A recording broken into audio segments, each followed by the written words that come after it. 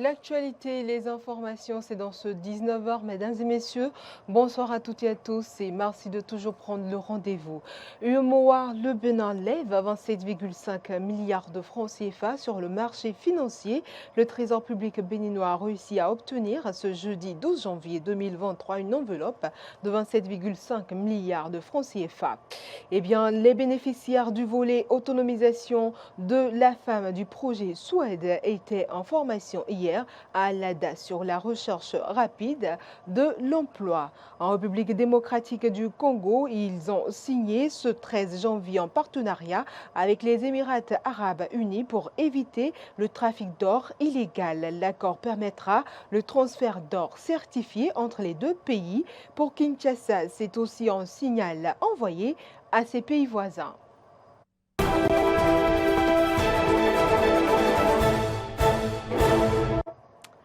À nouveau, bonsoir. Je l'annonçais en titre, l'État du Bénin a levé ce 12 janvier 2023 un montant de 27,5 milliards de francs CFA sur le marché financier de l'Union monétaire ouest-africaine à l'issue de son émission simultanée d'adjudication de bons assimilables du Trésor de maturité 12 mois et d'obligations assimilables du Trésor de maturité 3 ans. Le montant mis en adjudication par l'émetteur était de 25 milliards de francs CFA. Au terme de l'opération, il s'est retrouvé avec des soumissions globales de 67,723 milliards de francs CFA, soit un taux de couverture du montant mis en adjudication par les soumissions de 270,89%.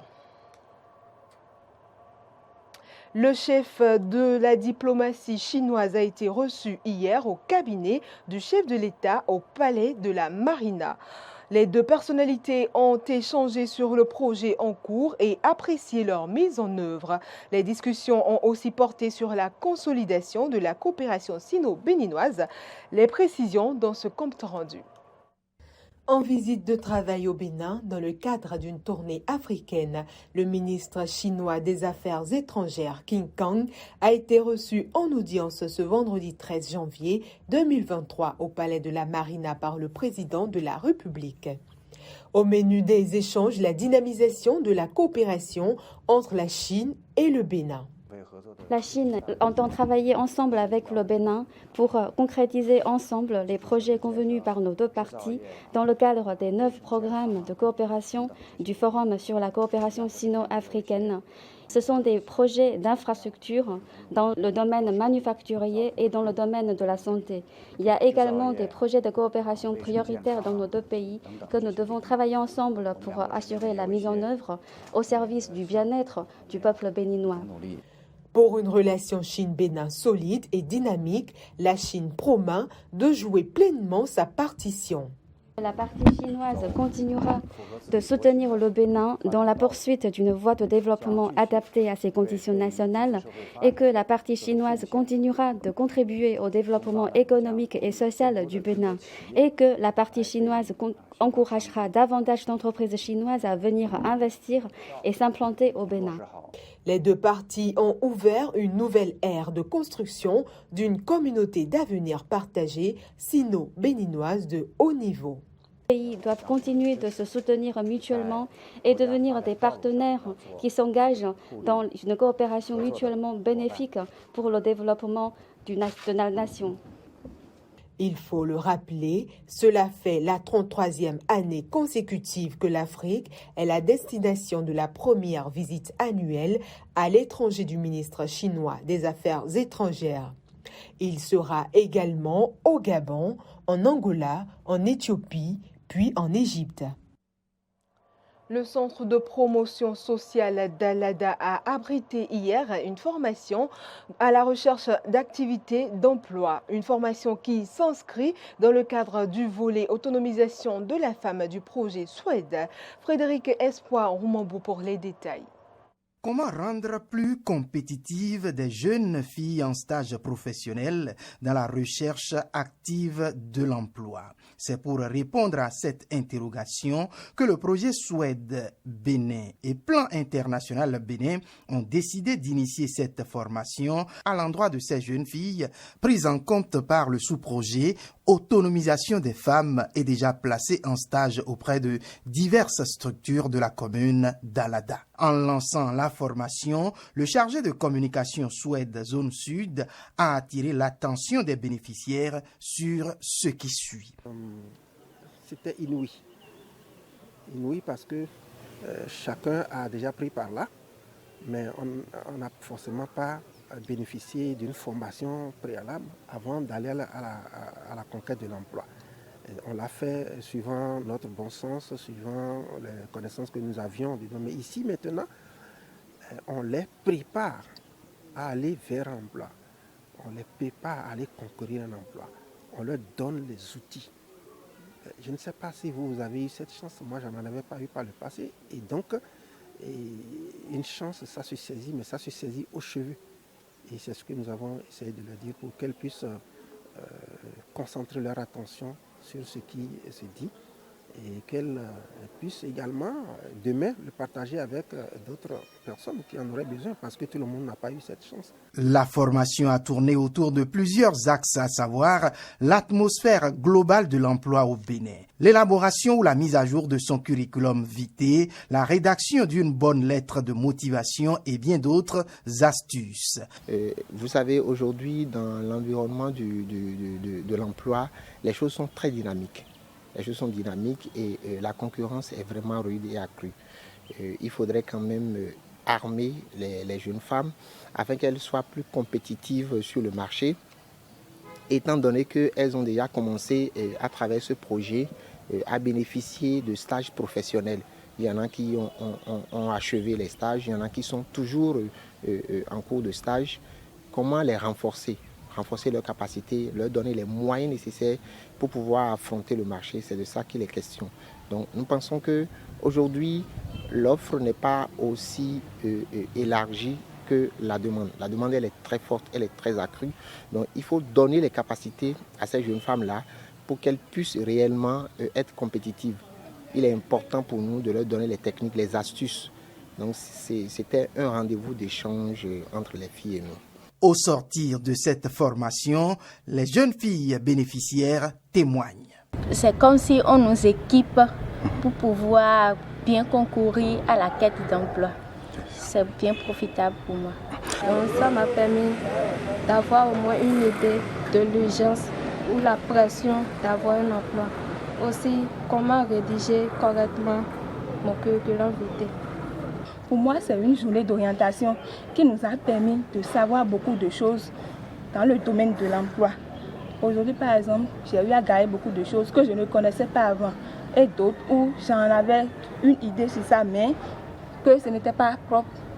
À rappeler que cette formation s'est déroulée dans 44 communes de la zone sud Bénin. Les résultats définitifs des législatives sont connus. Selon les résultats lus devant la presse, 3 partis politiques se partagent les 109 sièges de la 9e législature. Suivez ici un extrait de la décision lue par le président de la Cour, Razaki Hamda Issifou. Les 3 partis politiques déclarés éligibles à la répartition des sièges obtiennent par circonscription le nombre de sièges ci-après. Première circonscription, Union progressiste Le Renouveau, 3 sièges. Bloc républicain, 1 siège. Les démocrates, 0 siège. Deuxième circonscription, Union progressiste Le Renouveau, 2 sièges. Bloc républicain, 1 siège. Les démocrates, 1 siège. Troisième circonscription, Union progressiste Le Renouveau, 1 siège. Bloc républicain, 3 sièges. Les démocrates, 0 siège. Quatrième circonscription, Union progressiste Le Renouveau, 1 siège. Bloc républicain, 1 siège. Les démocrates, 3 sièges. Cinquième circonscription, Union progressiste Le Renouveau, 4 sièges. Bloc républicain, 1 siège. Les démocrates, 1 siège. 6e circonscription, Union progressiste Le Renouveau, 5 sièges. Bloc républicain, 1 siège. Les démocrates, 2 sièges. 7e circonscription, Union progressiste Le Renouveau, 3 sièges. Bloc républicain, 1 siège. Les démocrates, 1 siège. 8e circonscription, Union progressiste Le Renouveau, 1 siège. Bloc républicain, 1 siège. Les démocrates, 4 sièges. 9e circonscription, Union progressiste Le Renouveau, 1 siège. Bloc républicain, 1 siège. Les démocrates, 2 sièges. 10e circonscription, Union progressiste Le Renouveau, 1 siège. Bloc républicain, 1 siège. Les démocrates, 2 sièges. 11e circonscription, Union progressiste Le Renouveau, 3 sièges. Bloc républicain, 1 siège. Les démocrates, 0 siège. 12e circonscription, Union progressiste Le Renouveau, 4 sièges. Bloc républicain, 0 siège. Les démocrates, 0 siège. 13e circonscription, Union progressiste Le Renouveau, 0 siège. Bloc républicain, 2 sièges. Les démocrates, 1 siège. 14e circonscription, Union progressiste Le Renouveau, 0 siège. Bloc républicain, 2 sièges. Les démocrates, 1 siège. 15e circonscription, Union progressiste Le Renouveau, 1 siège. Bloc républicain, 0 siège. Les démocrates, 3 sièges. 16e circonscription, Union progressiste Le Renouveau, 1 siège. Bloc républicain, 1 siège. Les démocrates, 3 sièges. 17e circonscription, Union progressiste Le Renouveau, 2 sièges. Bloc républicain, 0 siège. Les démocrates, 1 siège.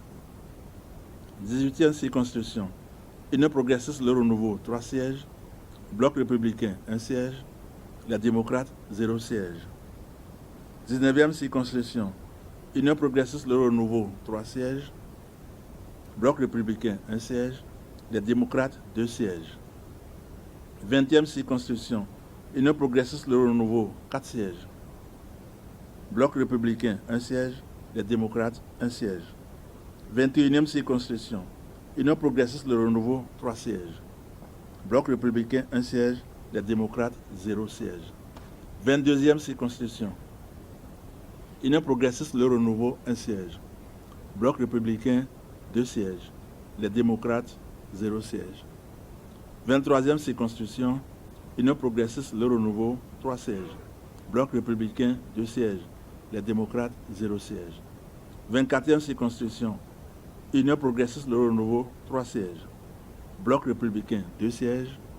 Les démocrates, 0 siège.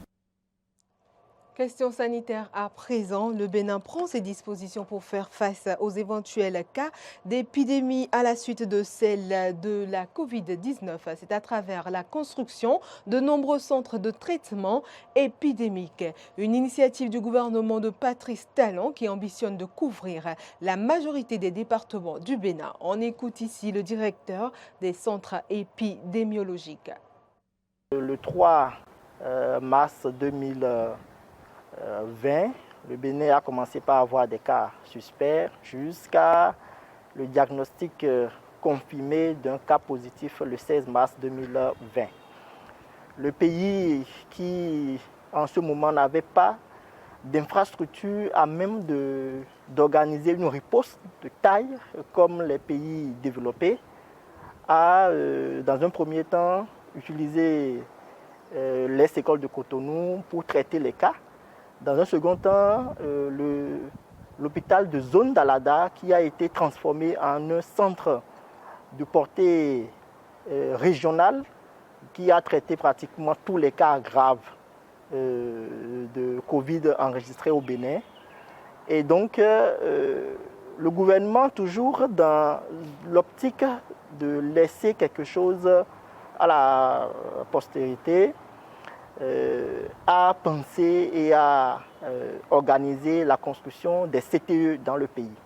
Le projet a été mûri et construit. Et donc, vous voyez, nous sommes ici sur les installations d'un CTE moderne qui prend en charge, même en dehors de Covid, tout ce qui serait comme épidémie d'ampleur internationale que nous aurons dans notre pays. Un centre de traitement des épidémies répond à un certain nombre de règles. Il faut avoir un certain nombre de zones et nous avons généralement une zone verte une zone où tout le monde peut rester sans risque de se faire contaminer. Une zone orange, une zone qui, si on ne prend pas des précautions données, on peut se faire contaminer. Et une zone rouge qui est là où le cœur même du traitement des patients. Lorsqu'on entend cela, ça fait peur. C'est là où nous avons tous nos cas. Nous avons les virus qui bougent par là et nous compartimentons cela. Si nous prenons notre centre ici, nous avons, vous avez bien constaté, des bâtiments qui sont compartimentés, qui sont un peu isolés. Nous avons des salles qui font office de salle de triage, par exemple. Nous avons des salles qui font office de salle de cas suspects. Nous avons des salles qui font office de salle de traitement des cas confirmés, des cas graves.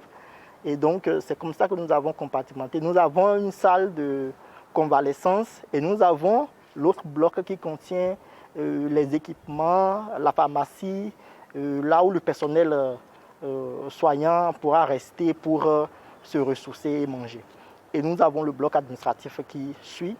Et notre CTE est construit de telle sorte que nous répondons parfaitement à tout ce qui est normes environnementales et internationales. Lorsque nous prenons le CTE, nous avons par exemple un incinérateur électrique qui est moderne.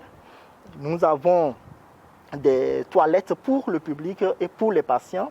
Nous avons des hangars qui sont construits de telle sorte que notre centre répond parfaitement aux normes internationales. Et en plus de ça, nous avons ici notre laboratoire standard qui nous permet de faire tout ce qui est analyse simple, analyse standard de nos patients que nous suivons dans la zone. Hors de nos territoires à présent en RDC, et l'RDC et les Émirats scellent le partenariat sur l'or avec une première exportation.